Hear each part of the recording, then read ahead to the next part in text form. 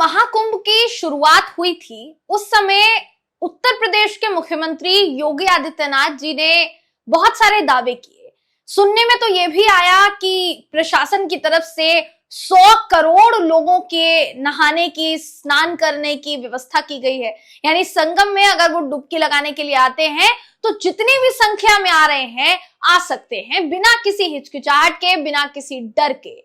लेकिन अब ऐसा लग रहा है कि दावे की काया पलट हो चुकी है दोस्तों। दावा धरा का धरा रह गया है।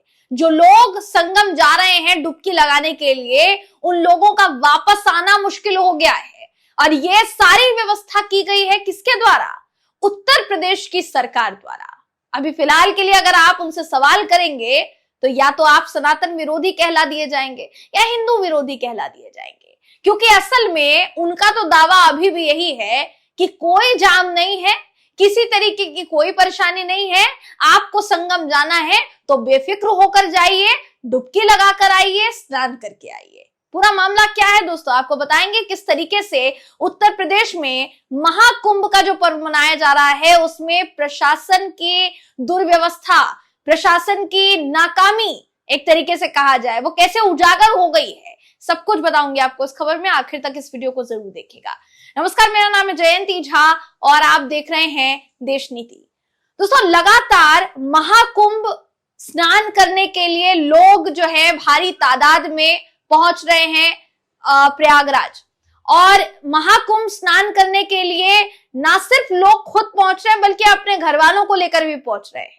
इसमें भारी संख्या में बुजुर्ग भी मौजूद है, बच्चे भी हैं, छोटे युवा भी हैं, महिलाएं भी हैं। मतलब हर एक वर्ग के आप कह सकते हैं व्यक्ति जो है वो लोग जो है पहुंच गए हैं प्रयागराज संगम नहाने के लिए, स्नान करने के लिए। क्योंकि वाकई में देखिए सबको उम्मीद है पाप धुल जाएंगे, वहां जाएंगे तो पाप धुल जाएंगे। अब शायद यही उम्मीद योगी आदित्यनाथ जी की सरकार जो है वो भी लगा रही थी कि जितने भी लोग आना चाहें आइए, प्रदर्शन होगा, बड़ा रील जो है वो बनाई जा सकेगी, लोगों का जो सोशल मीडिया कंटेंट है वो और आगे ज्यादा बढ़ जाएगा। लेकिन रील और सोशल मीडिया कंटेंट के चक्कर में या वाहवाही बटोरने के चक्कर में आम जनता की क्या हालत हुई है दोस्तों, ये देखकर हर कोई दंग रह गया है। और एक तरफ जहां आम जनता जंग लड़ रही है वापस अपने घर जाने के लिए, तो वहीं वीआईपीओं का तांता लगा हुआ है प्रयागराज में।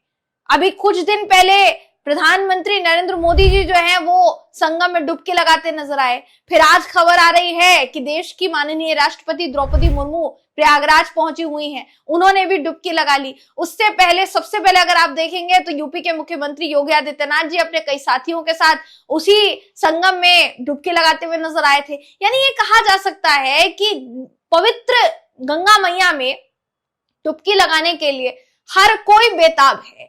लेकिन प्रशासन की तरफ से क्या चाक चौबंद व्यवस्था की गई है, इसके कुछ नजारे आपकी स्क्रीन पर आपको दिखा रहे हैं। ये जो तस्वीर दोस्तों आप देख रहे हैं, जहां सड़क पर पैर क्या आप उंगली रखने की जगह नहीं है, ये जो तस्वीर है प्रयागराज से सामने आ रही है। प्रयागराज जहां पर महाकुंभ का पर्व बहुत जोरों शोरों से मनाया जा रहा है। अभी भी इस पर्व को खत्म होने में समय बाकी है। उससे पहले व्यवस्था इस कदर है कि जो लोग जहां हैं, अगर वो आज 9 बजे पहुंच रहे हैं गाड़ी लेकर, तो अगले दिन सुबह तक ट्रैफिक इतना ज्यादा बढ़ गया है कि पार्किंग तक जाने की सुविधा नहीं है। और फिर ये कहते हैं कि 100 करोड़ लोगों के आने की व्यवस्था की गई है।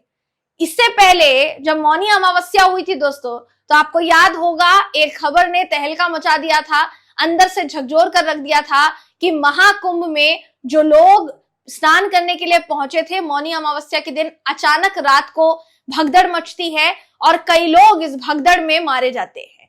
प्रशासन की तरफ से कहा जाता है मरने वालों की संख्या मात्र 30 है। वो 30 जो संख्या स्वीकार की गई प्रशासन की तरफ से, वो भी वो स्वीकार करने के लिए तैयार नहीं थी जब तक दबाव नहीं बनाया गया था। दबाव बनाया गया, ऊपर से बहुत ज्यादा डांट पड़ी गई, उसके बाद 30 की संख्या कम से कम प्रशासन ने स्वीकारी कि हाँ 30 लोग जो है मारे गए हैं, 60 लोगों का इलाज चल रहा है। हालांकि जितने भी हॉस्पिटल्स जहां पर लोग अपने परिजनों का डेथ सर्टिफिकेट लेने के लिए एक ऑफिस से दूसरे ऑफिस घूम रहे हैं, उन लोगों को अंदर नहीं जाने दिया जा रहा है। जिसके बाद ये अंदाजा लगाया जाना शुरू हो गया है कि जिस तादाद में लोग अस्पताल की तरफ आगे बढ़ रहे हैं, उससे तो ऐसा लग रहा है कि मरने वालों की संख्या 30 नहीं बल्कि इससे कई ज्यादा हो सकती है, लेकिन सरकार या प्रशासन इसको मानने के लिए तैयार नहीं है। तो ये अभी तक तो इसकी वजह से तो सरकार घिरती नजर आ ही रही थी, लेकिन अब जब लोग वहां से वापस आना चाहते हैं, तो जब कभी पुल बंद किया जा रहा है दोस्तों, कभी रेलवे स्टेशंस जो है वो बंद कर दिए जा रहे हैं। अभी हाल ही में अखिलेश यादव ने एक ट्वीट किया है जिसमें वो लगातार, वैसे तो वो कई कतार उन्होंने लगा दी ट्वीट की, जिसमें वो लगातार ये कहते हुए नजर आ रहे हैं कि प्रशासन की तरफ से व्यवस्था जो है वो ठीक नहीं की गई है, जो लोग जहां हैं वहां से निकल नहीं पा रहे हैं, लोगों के फोन की बैटरी ड्रेन हो गई है, जिसकी वजह से अपनों से संपर्क जो है उनका टूट गया है, कांटेक्ट नहीं कर पा रहे लोग किसी को, जहां है वहां पानी की व्यवस्था नहीं है, खाने की व्यवस्था नहीं है, लोग जो है आगे नहीं बढ़ पा रहे हैं, पैदल चलना मुश्किल हो गया है। एक बार को आप सोचेंगे कि इतना जो लंबा जाम लगा है, कहां से कहां तक लगा है, तो ये भी सुनने में आ रहा है कि उत्तर प्रदेश से लेकर मध्य प्रदेश तक की जो सड़क है पूरे 300 किलोमीटर तक जाम लगा हुआ है। अब इतना जाम आखिर कैसे लगा? ये कैसी व्यवस्था है कि आपने जल्दी जल्दी लोगों को निकलने नहीं दिया? बीच में कई ऐसे दौर आए जिसमें ये भी खबर सामने आई कि जो पुल है, जो मेन पुल है जिससे लोगों का आवाजाही जिससे लोगों की हो रही थी, वो पुल अचानक से बंद कर दिया गया, जिसकी वजह से आधे से ज्यादा लोग वहां रह गए, जिनको वहां रहना नहीं था, जो निकलने वाले थे स्नान करके तुरंत, वो वहां रह गए। अभी फिलहाल के लिए महाकुंभ के एक ट्विटर हैंडल से, ऑफिशियल ट्विटर हैंडल जिसको बताया जा रहा है, उससे लगातार वीडियो ट्वीट्स किए जा रहे हैं, जिसमें वीडियो एक शेयर किया गया है और उस वीडियो में एक व्यक्ति खड़े होकर ये कह रहा है कि अगर आपको आना है संगम में डुबकी लगाने के लिए तो आप बेफिक्र होकर आ सकते हो, कोई जाम नहीं है, किसी तरीके की दुर्व्यवस्था नहीं है, बहुत ही अच्छी व्यवस्था है, अगर आपको आना है तो आप प्रयागराज आइए और संगम में डुबकी लगाइए। अब बताइए कि महाकुंभ के ऑफिशियल ट्विटर हैंडल से अगर इस तरीके के ट्वीट किया जाता है तो लोगों को गुमराह करने की कोशिश नहीं है, और सरकार इस पर एक्शन क्यों नहीं लेती?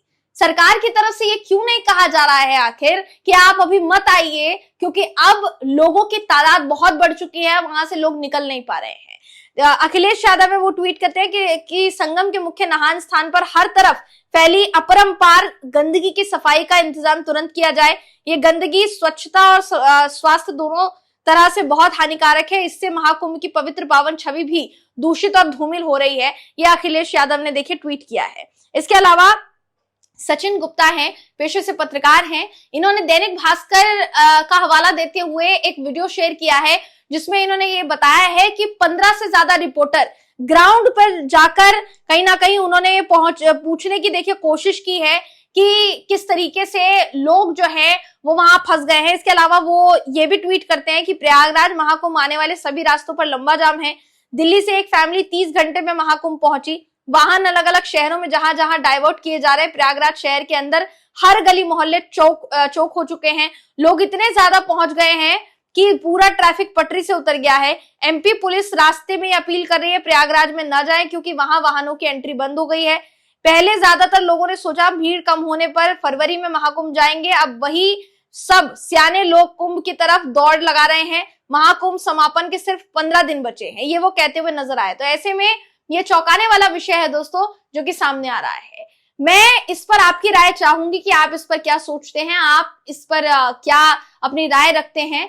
महाकुंभ को लेकर जो व्यवस्था की गई है उसको आप ठीक समझते हैं या फिर नहीं समझते हैं, कमेंट करके हमें जरूर बताएं। अगली वीडियो में आपसे फिर मुलाकात होगी, तब तक के लिए नमस्कार।